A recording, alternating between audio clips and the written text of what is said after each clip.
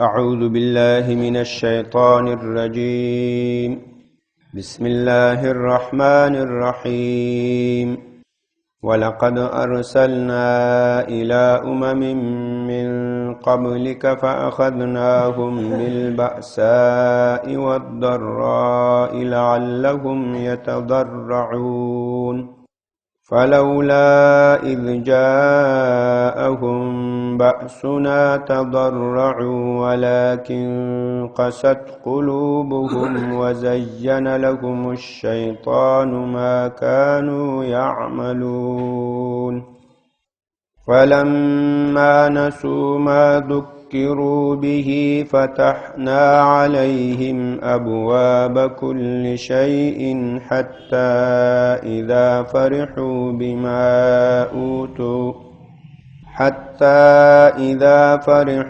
بما أوتوا أخذناهم بغتة فإذا هم مبلسون. بسم الله الرحمن الرحیم. سورة الانعام آیت نمبر 42. د دې آیاتونو مناسبت لمخکې سره بالکل واضح ده. هغه په دې طریقه مخکې الله تعالی د کافر قوم کوم چې انبیاو باندې انکار کول، ایمان نه راوړ، د هغوی حال بیان کو او دی ورته ویل چې ای مشرکانو تاسو خو له الله نه سوا نور خدایان ځان ته جوړ کړي، که چېرته تاسو ته عذاب راسي، تاسو بیا یا قیامت راشي، په دې لوی عذاب په وخت د راتلو د قیامت کې تاسو چاته آوازونه کوئ؟ وای بالکل الله ته آوازونه کوئ. نو په لوی تکلیف، په لوی عذاب، په مصیبت کې الله ته آوازونه کوئ، نو خو په ټولو کې الله ته آواز کوئ، الله ته فریاد کوئ.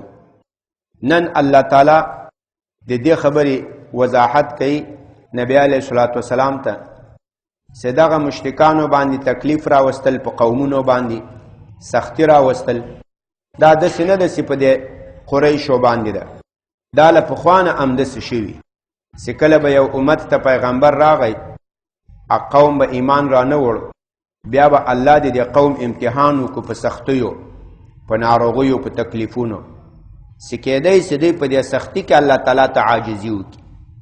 بعضې خلک وي چې کله په ناز و نعمتو، په پیسو، په مال دولت کې له الله نه غافل وي، چې کله بیماری سختی پې راشي بیا الله ته متوجه سي، الله ته میلان پیدا شي. الله وایي موږ دا مخکني قومونه امتحان کړل په سختیو، په تکلیفونو، چې کېدی چې دوی الله ته عاجزي وکړي، خو هغه به دوی الله ته عاجزي نه کوله، نور به هم پسې ګمراه کېدل. د دې په ځای چې له الله نه سوال وکړي، له غیر الله نه بیا سوال کول. وایي کله چې داسې وشو چې په سختیو هم سم نه شول، وایي موږ هم نو د هر څه ګېټونه پې را خلاص کړل د نعمتونو، چې ښه دوی خوشحاله سول، نعمتونه پې ډېر سول، بیا هم اکدم د دې ګرفت وکړو، دې مؤاخذه هم وکړه، بیا هم هلاک کړل. الله تعالی فرمایي ولقد ارسلنا، او یقینا موږ راولېږل الی امم، دا ډېرو امتونو لره، من قبلک له تا نه پخوا، امم دا جمع د امتون ده، امتون دا قوم ته وایي، جماعت ته وایي، د انسانانو یو ټولګي ته وایي. د ارسلنا مفعول به محذوف دی. ولقد ارسلنا رسلنا، یقینا موږ راولېږل ډېر انبیا، الی امم امتونو لره، من قبلک له تا نه وړاندې، بني اسرائیلو تم انبیا راولېږل، صالح علیه السلام قوم تم صالح علیه السلام راولېږل، عادیانو تم هود علیه السلام راولېږل، قوم لوط تم لوط علیه السلام راولېږل. یقینا موږ راولېږل ډېر انبیا الی امم جماعتونو، ټولګیو لره، من قبلک له تا نه وړاندې، بیا هغو خلکو ایمان را نه وړ، دلته تقدیر ده. فلم یؤمنو، هغو کافر قوم ایمان را نه وړ، چې هغوی ایمان را نه وړ، الله څه ورسره وکړو؟ الله د دې مؤاخذه وکړه، د دې ګرفتې وکړو. فاخذناهم، نو موږ د دې مؤاخذه وکړه، د دې ګرفت مو کو بالبأساء والضراء، بالبأساء په فقر په مسکنت باندې، والضراء په ضررونو باندې، په ناروغیو بیماریو باندې. کله چې دې ایمان را نه وړ، الله د دې امتحان وکړو بالبأساء په فقر و مسکنت، والضراء په ناروغیو بیماریو ضررونو، لعلهم ښایي دوی تر څو پورې دوی یتضرعون عاجزي وکړي. تضرع یتضرع تضرعا عاجزي کول، خشوع کول، تر څو پورې دوی عاجزي وکړي. ډېر خلک داسې وي چې مال دولت پیسې ډېرې وي، بیا په نخرو کې وینې شوي غافل وي، چې سختي او تکلیف پې باندې راسي، بیا یې الله ته توجه پیدا سي. لکه دا موږ تاسې معاشره کې ډېر همداسې وي، تر هغو نه جومات وي، نه لمونځ وي، نه بل وي، چې کله لږ بیماري ناروغي پې راسي، بس بیا د تلمندون شروع کی، جمع شروع کی، حج تم پکې ولاړ سي، سم بزرګي شروع کی. دا د الله خاص حکمتونه دي. خو بعضې خلک چې په سختي کې راګیر سم، الله ته توجه نه کېږي. دی به بیا هم ذاتې دا د ځمکې جعلي کاڼو تیږې دې ته منډې وهي، هغو ته به سجدې کوي، الله ته به توجه نه راځي. الله د دغو قوم بیان کوي چې په سختي کې هم الله ته نه متوجه کېږي. فلولا، الله تعالی ولې داسې ونه شو چې په دوی سختي راغلی وای، دوی الله ته توجه کړې وای، خو خبره د دې الټه وشوه، د دې زړونه نورم سخت سول.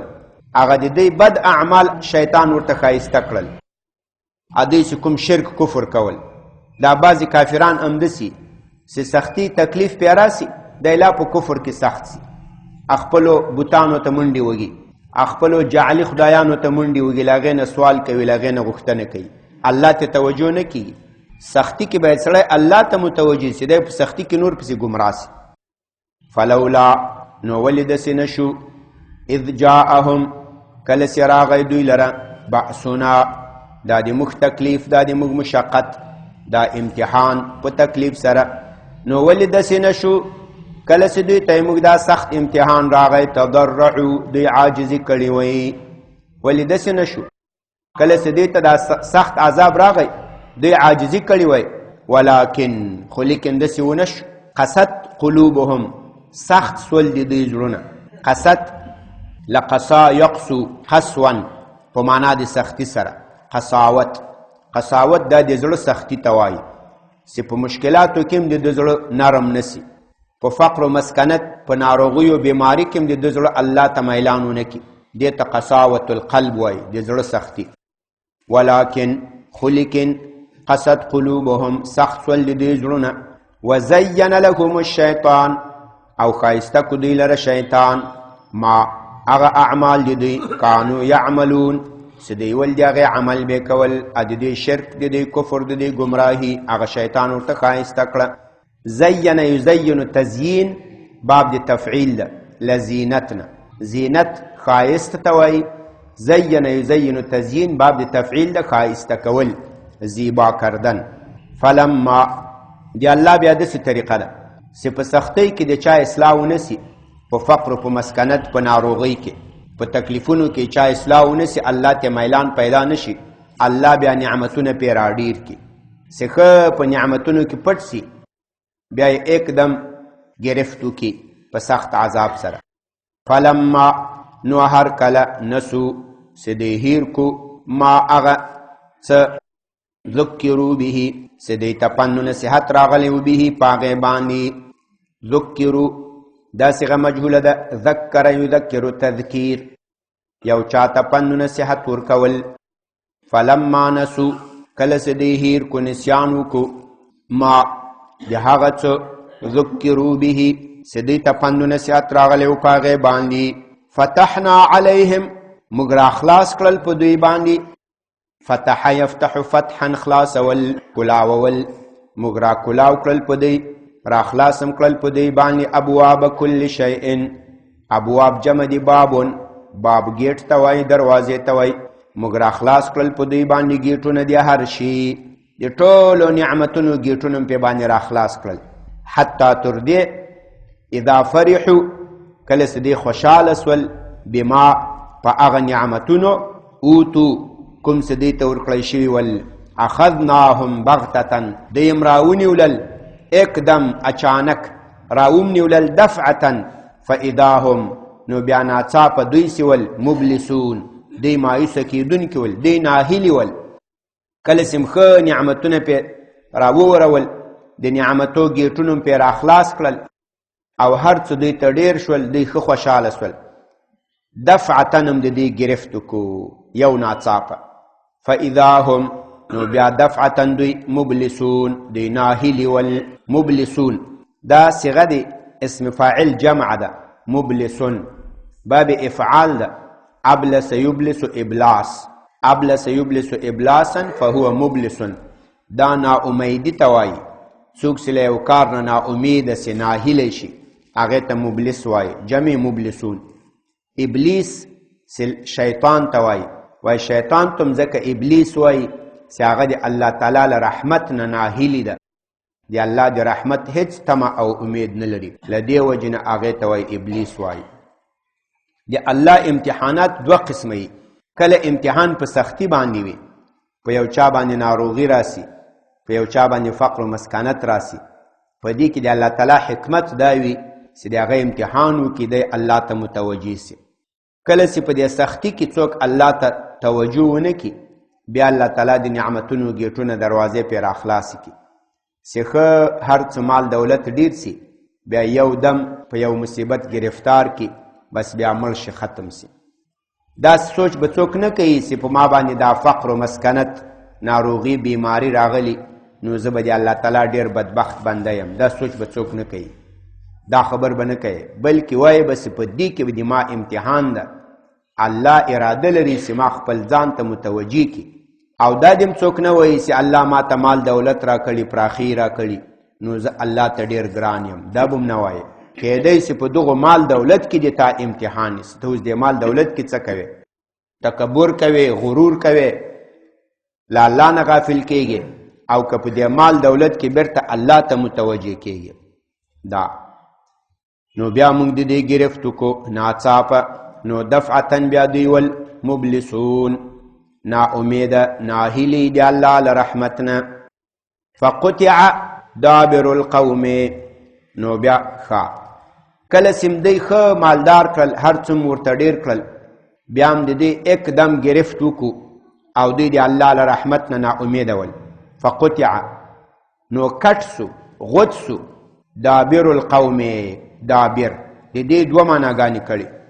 دابر په اصل کې صيغه د اسم فاعل ده. لدبره یدبرو باب نصاره ده. دبره یدبرو دبرا و دبورا فهو دابر. د دې یوه معنا ده په قوم کې چې هغه آخري سړی را روان وي.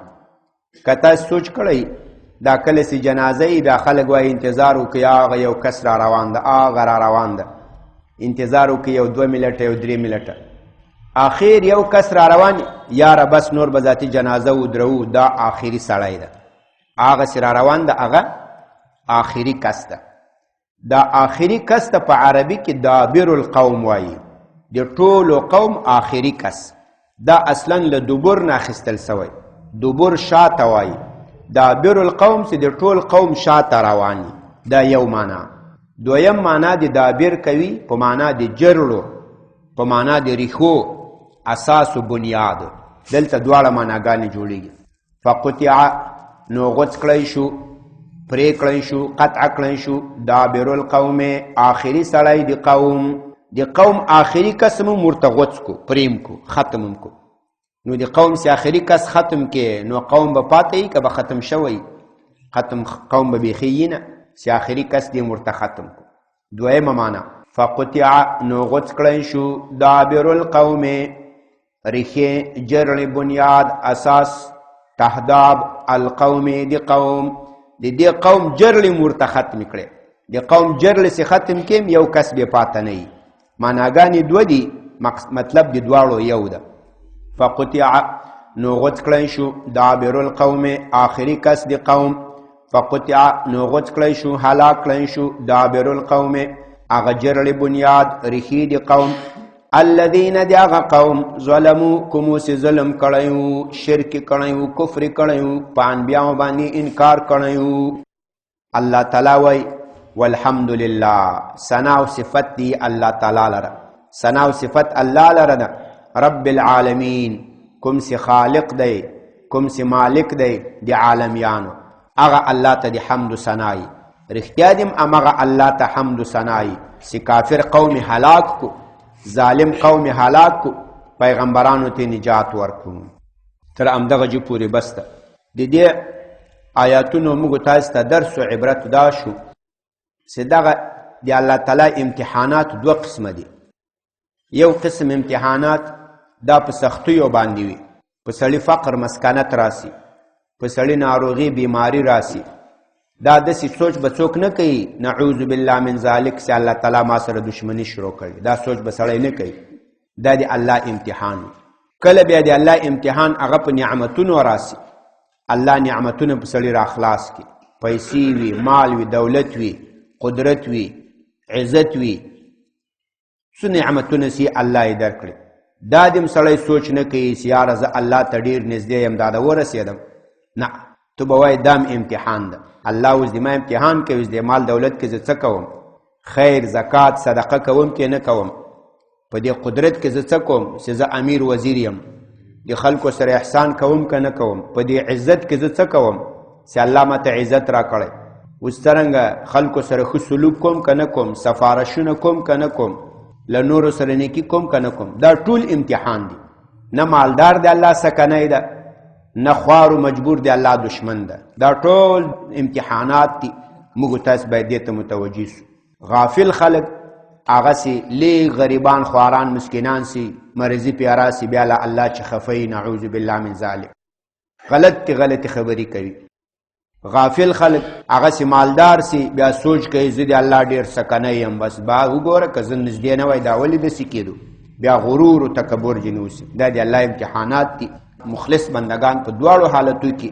الله ته متوجه الله نه هېروي تر همدې پورې بس سبحان ربك رب العزة عما يصفون وسلام على المرسلين والحمد لله رب العالمين یا الله دا قرآن کریم ترجمه و تفسیر خپل حضور کی قبول و منظور کې که څه زیادت و نقصان شوی ته مختمافي وکړي یا الله څوک چې تا د دین خدمت کوي ته حافظ ناصر مددگار شه یا الله مفتد نیکو اعمال و توفیق را نصیب کې یا الله لغافل و بندگانو نه مه ګرځوي یا الله تاسو موږ باندې څه انعامات کړي دي د هغې د شکر توفیق را نصیب کې او یا الله له مصیبتونو له سختیو له تکلیفونو نه په حفظ و امان کې وساتي د دنیا او د آخرت سعادت هم نصیب کې د نیکو اعمالو توفیق هم نصیب کې یو مولوي صاحب د موږ ملګری و والد صاحب وفات شوی و دعا ورته وکړې نن فاتحه و الله تعالی دې مغفرت نصیب کې الله تعالی دې قبر ورته جنت روضه وګرځوي بچیانو ته زامنو ته ټولو ته د الله تعالی په دنیا او آخرت کې اجرونه ثوابونه ورکړي یو بل شیخ صاحب وایي موږ د ډېر وخت ملګری و